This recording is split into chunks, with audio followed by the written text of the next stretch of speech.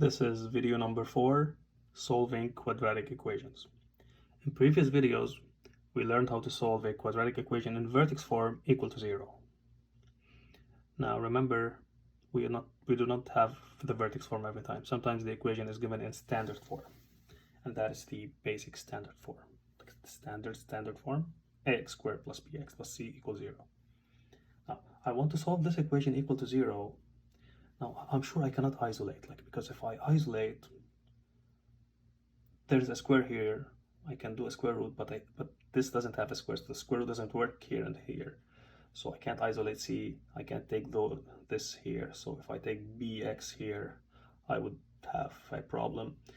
In short, I cannot isolate them. When you see a quadratic equation where we have a value of b, when we have b, then we cannot isolate. Then we need a different approach.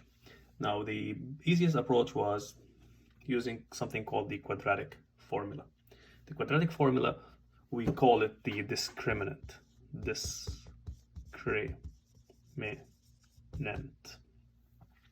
It's called a discriminant because it determines if my equation has one root, one solution, two solutions, one x-intercept, or two x-intercepts, or probably zero x-intercepts.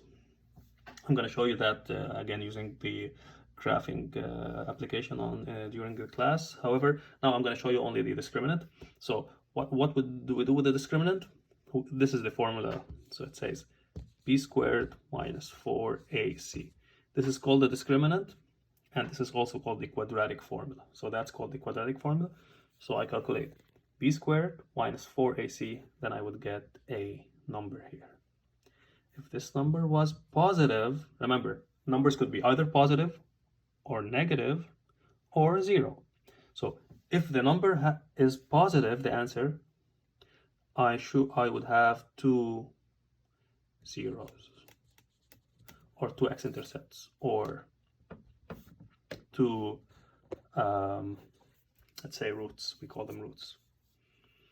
If the number is negative, then I would say I have no zeros, no x-intercepts, if the number is negative.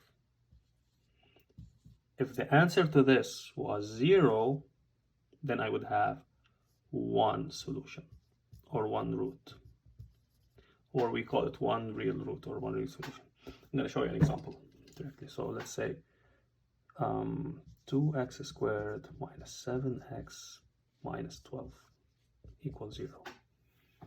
This is a general quadratic equation in standard form.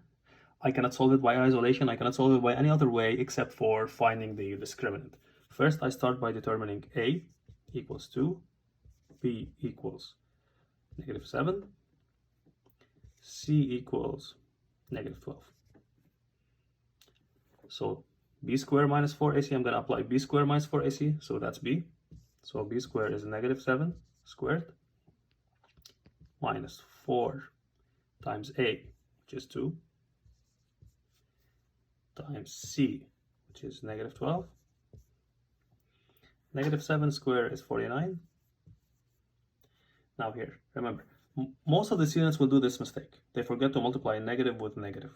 So you multiply the signs first. I make sure to know what is the sign of the answer first. So this would be negative times negative, that's positive. 4 times 2 is 8. 8 times 12 is 96. I'm sure I'm going to get a positive answer now here, right? So once I get a positive answer, so getting a positive answer means I'm going to have two zeros. That is my first mark. So getting a positive answer, that means I'm going to have two zeros here, or two x-intercepts. So this would be a test to check, do I have zeros? Will this function break even? Will this equation break even? Yes, it would, because I got a positive answer. In the next video, I'm going to continue finding the answers. So now we just knew that we have answers. In the next video, I'm going to show you how to find those answers.